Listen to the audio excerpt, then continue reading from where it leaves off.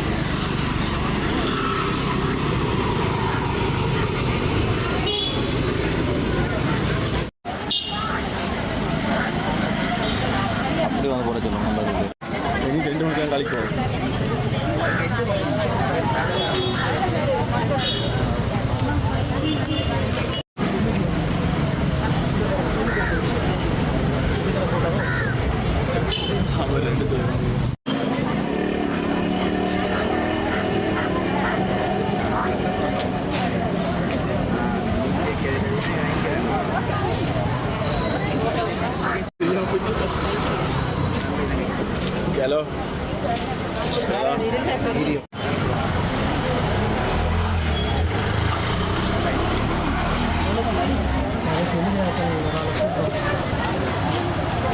பல்கலைக்கழக மாணவர்கள் வந்து ஆசிரியர்களும் ஊழியர் சங்கங்கள்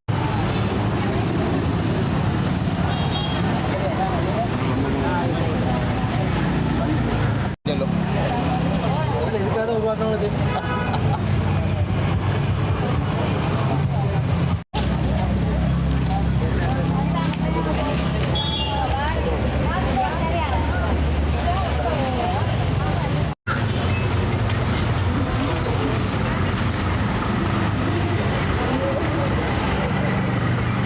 பெயர் கனகசூரியன் கவிதரன், கலைப்பிட மாணவ ஒன்றிய ஊடக பேச்சாளர். இன்றைய தினம் நாங்கள் பொதுமக்களாக, அதாவது வடக்கு கிழக்கு பொதுமக்களாக பல்கலைக்கழக மாணவர்கள் இதுக்கு வலுச்சேர்க்கின்ற வகையிலே இந்த PTA பயங்கரவாத தடுப்புச் சட்டம் மற்றும் PST என்கின்ற இந்த சட்ட வரவுக்கு எதிராக நாங்கள் இன்றைய தினம் இந்த கையெழுத்து போராட்டத்திலே நாங்கள் ஈடுபட்டு கொண்டிருக்கின்றோம். உண்மையில் இந்த கையெழுத்து போராட்டம் என்பது வந்து நாங்கள் இந்த அரசாங்கத்துக்கு இந்த மக்களுடைய இந்த மக்கள் இந்த சட்டம் தொடர்பாக என்ன புரிதலில் இருக்கிறார்கள் என்பதனை வெளிப்படுத்தும் முகமாகவே நாங்கள் இந்த விடயங்களை வந்து மேற்கொண்டிருக்கின்றோம். இன்றைக்கு இந்த PTA என்கின்ற இந்த சட்டமானது ஒரு ஆபத்தான ஒரு சட்டமாக காணப்படுகின்றது. இன்று இந்த PTA என்கின்ற பயங்கரவாத தடுப்புச் சட்டமானது 1979ஆம் ஆண்டு 48ஆம் எண் இலக்க அடிப்படையில் வந்து தற்காலிகமாக அறிமுகப்படுத்தப்பட்ட ஒரு சட்டமாகவே காணப்பட்டிருந்தது. ஆனால் இந்த சட்டம் 1982ஆம் ஆண்டு நிரந்தரமான ஒரு சட்டமாக அமுல்படுத்தப்பட்டு இந்த சட்டத்துக்கு கீழே பல்வேறுபட்டவர்கள் வந்து கைது செய்யப்பட்டிருக்கிறார்கள். நியாயமற்ற முறையிலே பல்வேறுபட்ட சட்டத்தரணிகளாக இருந்தாலும் சரி, பொதுமக்களாக இருந்தாலும் சரி, மாணவர் இயக்கங்களாக இருந்தாலும் சரி, பல்வேறுபட்டவர்கள் வந்து தொடர்ச்சியாக கைது செய்யப்பட்டிருக்கிறார்கள். அவர்கள் நியாயமற்ற முறையிலே எவ்விதமான விசாரணைகளும் இன்றி இந்த கைது செய்யப்பட்டு சிறையிலே வாடியிருந்தார்கள்.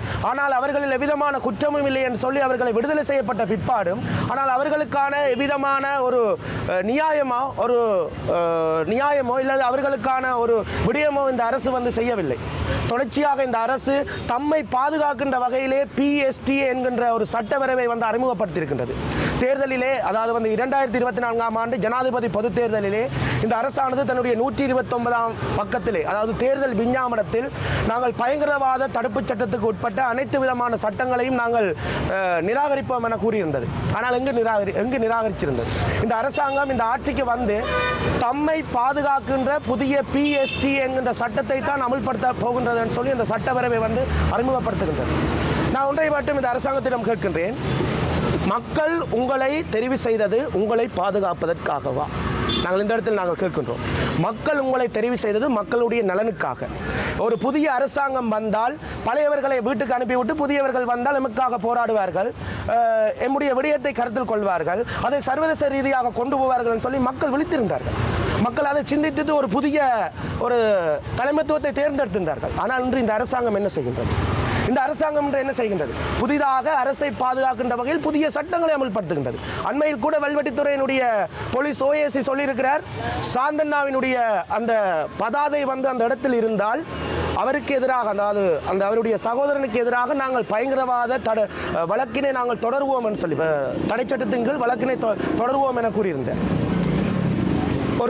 ஒரு சாதாரணமான ஒரு பதாதைக்கே உங்களுக்கு இப்படின்னு சொன்னால் மக்கள் வந்து என்னென்று தங்களுடைய பிரச்சனைகளை வந்து பொது வழியில் கதைப்பது, மக்கள் எவ்வாறு தங்களுடைய பிரச்சனைகளுக்கு தொடர்பாக வந்து போராடுவது. இன்றைக்கும் எங்களுக்கு காணாமலாக்கப்பட்ட மக்கள் எத்தனையோ பேர் வீதிகள் இறங்கி போராடி கொண்டிருக்கிறார்கள். பல்வேறு பிரச்சனைகள் வடக்கு கிழக்கில் காணப்பட்டு கொண்டிருக்கின்றது. இந்த பிரச்சனைகளுக்கு எல்லாம் அரசு தீர்வு காணுகிறதா? இல்லை.